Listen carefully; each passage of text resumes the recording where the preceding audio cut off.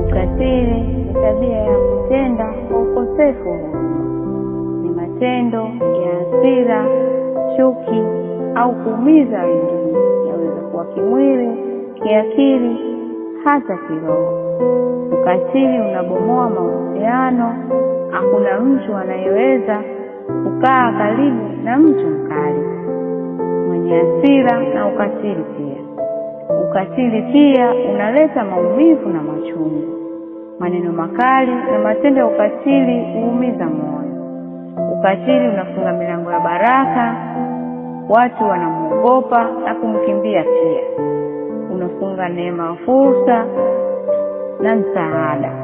Ukatili unasababisha upweke, hata marafiki kumkimbia mtu anamna hiyo. Mtu aliyekosa upendo ni kama dhoruba kali. Hana uwezo wa kujidhibiti, kujijali wala kuwajali wengine. Ni jeraha lisilo na dawa ya kawaida. Ni kidonda kilichojaa usaa na kuoza kabisa. Mtu mwenye hali na tabia hii anahitaji amani katika giza halilopo. Usimlahumu kama unataka kumsaidia mtu wa namna hiyo.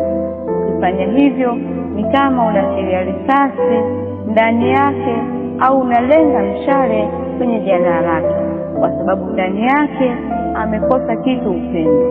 Moyo wake unateketea taratibu na kuisha kimya kimya. Anahitaji upendo. Lakini ajabu ni kuwa upendo ni tabia ya Mungu mwenyewe. Matendo ya kufanya mema kwa wengine kwa moyo wa huruma, msamaha na hata shukrani. Mungu ni upendo na ndilo jina lake. Hii ni kweli kabisa. Upendo unajenga jamii na mahusiano mazuri. Upendo unaleta umoja, amani na mshikamano. Mtu wa tabia hii unaweza kumponya kwa kumwonyesha upendo, kwa kumfundisha upendo na kudumu katika upendo. Upendo unaleta amani moyoni. Mtu mwenye upendo hana chuki moyoni mwake. Upendo huondoa majeraha. Upendo huleta huruma, msamaha na fadhili, na huondoa machungu na kuwarudisha watu pamoja. Upendo huleta baraka za Mungu. Mungu huwabariki wapendao haki na kufanya matendo ya haki, wapole na wenye upendo. Unajua nini? Ukatili uko kwenye sehemu ya kubomoa, lakini upendo unajenga. Ukatili unaleta chuki, upendo unaleta amani. Ukatili unasababisha majeraha, huku upendo ukiponya majeraha. Ukatili unafukuza watu, huku upendo ukivuta watu.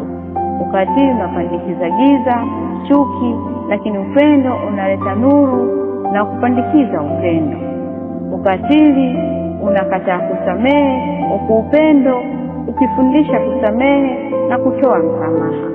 Ukatili chanzo chake ni Shetani na upendo chanzo chake ni Mungu katika Kristo Yesu. Ukweli ni kuwa watu wanaweza kubadilika kama wakitaka, au kama watu wao wa karibu wakiweza kuwasaidia kwa upendo, kwa amani na huruma, kuwasaidia watu kubadilika. Mungu, katika jina la Yesu ninakushukuru kwa ajili ya watu ambao Bwana umewakusudia leo ili waweze kutoka katika tabia hii ya kikatili. Mungu, ninakuomba wawekee moyo wa nyama hasa na Ezekieli 36 na ule mstari wa 26. Baba, wape moyo wa upendo, wape moyo na roho mpya, weka ndani yao na kuondoa moyo wa jiwe. Wasaidie Bwana waweze kujisamehe wenyewe, waweze kuwasamehe wengine, hata kama waliweza kuumizwa. Haijalishi Mungu ni kwa sababu gani, namna gani waliumizwa. Mungu, wape moyo wa kujisamehe, wape moyo wa kuwasamehe wengine pia, na wadumu katika upendo. Wafundishe namna ya kupendana, namna ya kurejesha mahusiano mazuri, na namna ya kuja pamoja. Wasaidie walio karibu yao kuwasaidia, ili Bwana wasiendelee kuishi katika maisha ya kikatili na kukatili maisha wengine.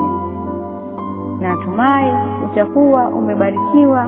Karibu tena kwa filamu inayofuata. Mungu